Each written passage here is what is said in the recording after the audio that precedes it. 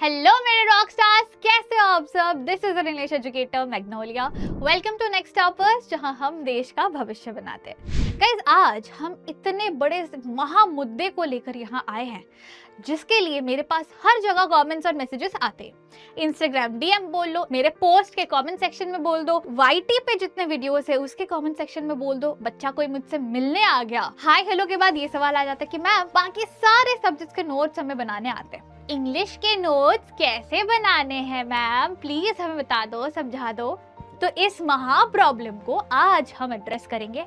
और इसके बाद कभी मत पूछने आ रहा कि मैम इंग्लिश के नोट्स कैसे बनते हैं, क्योंकि आज वंस एंड फॉर ऑल हम डिस्कस कर लेंगे कि इंग्लिश के नोट्स चाहे चैप्टर के हो, प्रोज हो, पोइट्री हो, ग्रामर हो, कुछ भी हो, इंग्लिश के नोट्स बनते कैसे। ठीक है, तो चलो, अगर ये सवाल आपसे पूछा गया टू मी कि how to make English notes, आप सोच सकते हो आंसर इज मैम बना के दे देंगे सारे नोट्स, ये हम नाचेंगे और मैम नोट्स बनाएंगे। तो माय आंसर विल बी नहीं, नॉट हैपनिंग, नेवर।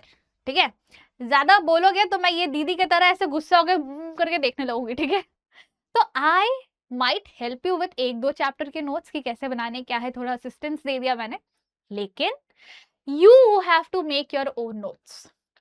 ठीक है, अब आज बहुत सिंपल तरीके से एकदम स्टेप बाय स्टेप 2-3 स्टेप्स में आपको समझा दूंगी कि कैसे इंग्लिश के नोट्स बनाने हैं, लेकिन these are tried and tested methods. मैं खुद क्लास 6, 7, 8 में मैंने इनको प्रैक्टिस करके सीखा था मेरे टीचर के गाइडेंस के थ्रू कि इंग्लिश के नोट्स कैसे बनाते हैं, और उसी को मैंने 9 से एकदम मास्टर्स, बीएड, जितना भी मैंने डिग्री किया है, हर डिग्री में मैंने वही फॉलो किया हुआ है।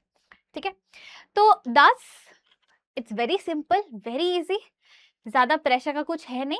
लेट अस स्टार्ट अंडरस्टैंडिंग कि कैसे हमें करना है। सबसे पहला स्टेप होता है, step number 1 is to understand the chapter और द टॉपिक और द कॉन्सेप्ट। अब ये जो चीज है ना, ग्रामर के लिए भी आप नोट्स बना सकते हो, आप चाहो तो चैप्टर्स के नोट्स बना सकते हो। कोई भी कॉन्सेप्ट, कोई भी मुद्दा हो इंग्लिश का, पहले उस कॉन्सेप्ट, उस टॉपिक को समझो। क्योंकि क्या है ना कि जब चैप्टर का सी ही आपको नहीं पता, तो आप जो नोट्स बनाओगे ना, वो नोट्स जैसा नहीं होंगे, वो हाइलाइटर का आर्ट एग्जीबिशन होगा कि अच्छा लिख दिया, ऐसे ऐसे हाईलाइट कर दिया, देखो मैम सुंदर सा नोट बन गया। नहीं, ठीक है, सबसे पहले तो आपको चैप्टर या जो भी कॉन्सेप्ट है, जो भी टॉपिक है, उसको अच्छे से समझना बहुत जरूरी है। सो फॉर एवर ये रिमेंबर दिस कि आप कोई भी ग्रेड में क्यों ना हो, पहले उस चैप्टर, उस टॉपिक को लेके बैठो, उसको पढ़ो, उसको समझो। Post that you have to start making notes. क्योंकि अगर आप फॉर एग्जाम्पल कोई एक चैप्टर के बारे में मैंने अगर बोला कि चैप्टर नंबर 1 ये है, पूरा चैप्टर ये कहता है, आपने पूरा चैप्टर रीड किया, चैप्टर के थीम को समझा, चैप्टर के प्लॉट को समझा, चैप्टर में क्या कहा जा रहा है, कहाँ कॉन्फ्लिक्ट है, कहाँ रेजोल्यूशन है, क्या हो रहा है, दिक्कत क्या आई है, कैरेक्टर्स कौन कौन है, कैरेक्टर्स कैसे बिहेवियर ट्रेट्स है उनके, पूरा जब आपने रीड कर लिया, समझ लिया, अगर आप खुद से एक प्रॉपर सॉलिड समरी बना पा रहे हो, that means you have understood the concept या चैप्टर। इसके बाद आता है नोट मेकिंग का प्रोसेस। तो इसीलिए हमेशा मैं बोलती हूँ, चैप्टर को ऐसा मत सोचना कि मैम ने समझा दिया तो हो गया, एक बार रीड खुद बैठ के करना बहुत जरूरी है। ठीक है, चलो, स्मार्ट वर्क इज गुड, थोड़ा सा हार्ड वर्क भी, चुटकी भर हार्ड वर्क भी बहुत जरूरी है। ठीक है, तो वो हार्ड वर्क अपने साइड से करना। स्टेप नंबर 2 पे आते हैं कि नाउ डिवाइड द चैप्टर। जो भी आपका पूरा चैप्टर बता रहा है, जो भी स्टोरी दे रहा है, या फॉर एग्जांपल ग्रामर है, फॉर एग्जांपल टेंसेस है ग्रामर में, या रिपोर्टेड स्पीच है, या सब्जेक्ट वर्ब है, हर किसी का, हर एक पार्ट का अपना अपना रूल है, तो उन रूल्स को समझ लिया। चैप्टर अगर है, कोई प्रोस है, तो पूरे चैप्टर में कहानी क्या है वो समझ लिया। उसके बाद डिवाइड द टॉपिक और द चैप्टर इनटू पार्ट्स। पहले समझो कि what are the main parts of the chapter. ठीक है, what are the main junctures of the chapter, सबसे पहले तो ये समझो। अगर मैंने फिर से ग्रामर का टॉपिक दिया, क्योंकि ग्रामर सारे ग्रेड्स के लिए कॉमन है ना, अगर मैंने एक चैप्टर का बोला तो आपको लगेगा इसका क्या उसका क्या। तो जैसे ग्रामर में टेंसेस हो गए, ठीक है, अब टेंसेस में पास्ट, प्रेजेंट, फ्यूचर, 3 पार्ट्स हो गए। उसमें भी अंदर, हर एक के अंदर 4 पार्ट्स होते हैं ना। तो आपने जब हर एक का सब डिविजन कर लिया, इसके बाद नोट्स बनाना या याद रखना बहुत ज्यादा आसान हो जाता है। ठीक है। तो हाईलाइट द मेन जंक्चर्स या dividing point of the chapter. Literature में भी यही जाता है, प्रोज हो पोइट्री हो, कहाँ क्या हो रहा है। जैसे फॉर एग्जाम्पल चैप्टर शुरू हुआ आसान तरीके से, फिर सडनली मेन कैरेक्टर को बहुत ज्यादा प्रॉब्लम होने लगी, कोई डिफिकल्टी आ गई, ही विलन आ गया, विलन ने कोई हंगामा कर दिया, फिर वो हंगामा को हीरो ने सॉल्व कैसे किया, फिर चैप्टर का एंडिंग कैसा है, हैप्पी एंडिंग है, ट्रेजिक एंडिंग है, कैसा क्या है। चैप्टर को डिवाइड करो मेन मेन जंक्चर्स में, ठीक है।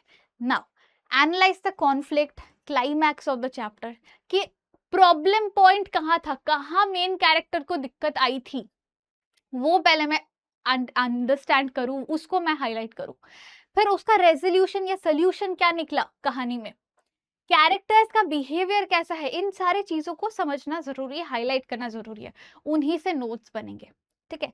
And these should be written in short pointers. आप कुछ भी अगर लिख रहे हो, कभी भी नोट्स बना रहे हो ना, अगर आप बैठ के चैप्टर के लेंथ के तरह ही इतने लंबे लंबे बड़े बड़े 3-4 पेजेस के नोट्स बना लिए चैप्टर के, बाद में आप उससे रिवाइज नहीं कर पाओगे, आप बोर हो जाओगे। Trust me when I say that. 10 कोई भी अगर पॉइंट बन रहा है चैप्टर का, इन शॉर्ट, मैक्सिमम 1 लाइन, नहीं तो कुछ शब्दों में इन शॉर्ट आपको लिखना है। जैसे आप मैसेजेस लिखते हो ना, एकदम शॉर्ट एंड क्रिस्प, ये नोट्स आपके अपने हैं, आपको खुद को समझ आना चाहिए, एंड सॉलिड प्रॉपर की पॉइंट्स के साथ नोट्स होने चाहिए, ताकि आप आंसर फ्रेमिंग कर पाओ। तो जितना short crisp and to the point हो सकता है, remember this, short crisp to the point, इस चीज को याद रखना, ठीक है। रिमेंबर दिस, चैप्टर के नोट्स हमेशा ऐसे बनेंगे। तो पहले पूरा चैप्टर रीड कर लिया, फिर चैप्टर को पार्ट बाय पार्ट में डिवाइड कर दिया। नाउ कुछ बहुत जरूरी एलिमेंट्स होते हैं, उनको भी अपने पॉइंटर्स में रखना बहुत जरूरी है, अपने नोट्स में ऐड करना बहुत जरूरी। जैसे कि कैरेक्टर स्केच हो गए, थीम हो गया चैप्टर का या पोएट्री का सेटिंग हो गया, कि ये अगर मेंशन है, पोएट्री में जनरली सेटिंग उतना ना भी हो, चैप्टर्स में सेटिंग होता है, तो सेटिंग हो गया, और उसके साथ साथ ऑथर का नाम एंड उनका राइटिंग स्टाइल कैसा है, कि ये नेचर से रिलेटेड लिखते हैं या ये ट्रेजेडी ही ज्यादा लिखते हैं, कैसा क्या है, वो सारी चीजें, ठीक है, इनको समझना बहुत जरूरी है। नाउ जस्ट टू रिवाइज, आपने चैप्टर पढ़ लिया है ना, जस्ट टू रिवाइज, आपने चैप्टर रीड कर लिया, जब आप चैप्टर रीड करके यू हैव अंडरस्टूड, तो उससे आपको ना समरी बनाना आएगा चैप्टर का। अब ये जो चैप्टर का समरी बनाओगे, this should include the main junctures of the chapter, this should also include कुछ इंपॉर्टेंट एलिमेंट्स, जैसे कि थीम हो गया, जैसे कि फॉर एग्जाम्पल कहाँ पे क्या हुआ था, कॉन्फ्लिक्ट रेजोल्यूशन, वो सारी चीजें आ गई। इसके साथ साथ आपको कैरेक्टर स्केच ऐड करना बहुत जरूरी है, ठीक है। ऑथर या पोएट के बारे में कुछ कुछ चीजें ऐड रखना जरूरी है।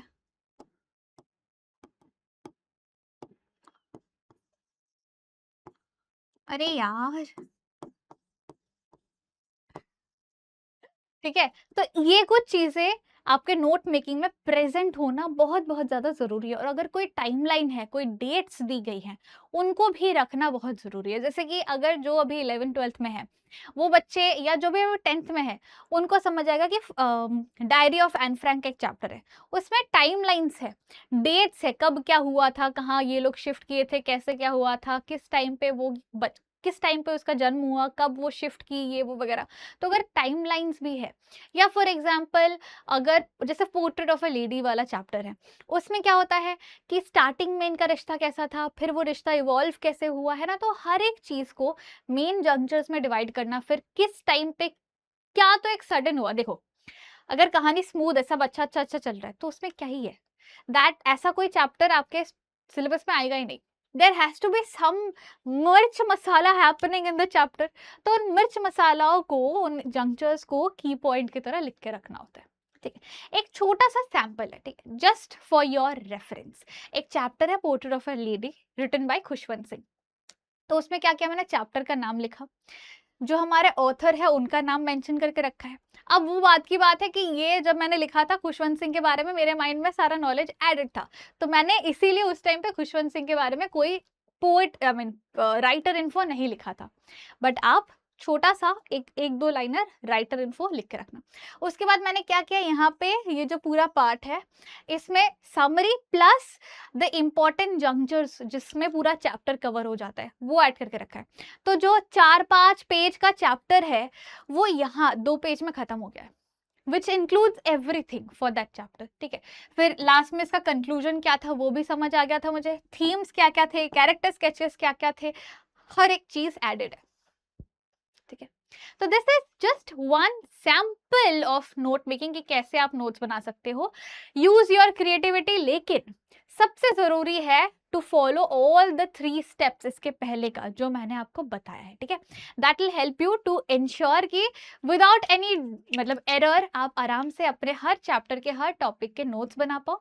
और उसके साथ साथ जब आप बाद में रिविजन करना चाहते हो, सिर्फ वो 1 पेजर या 2 पेजर आपका जो नोट है हर चैप्टर या टॉपिक का, उसी से आप रिवाइज कर पाओ।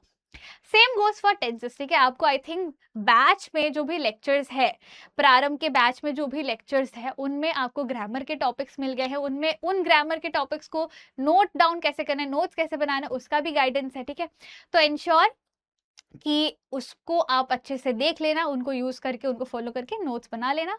और अगर आप अभी भी प्रारंभ के बैच में नहीं हो तो बहुत जल्द प्रारंभ के लिए कुछ आ रहा है। जो भी प्रारंभ बैच में नहीं एनरोल्ड है उनके लिए भी बहुत जल्द कुछ आ रहा है, तो wait for it. There is a chance that you can still be a part of the Prarambh batch, ठीक है। तब तक के लिए stay smiling and happy, signing off your teacher Magnolia. Bye bye guys, take care, lots of love.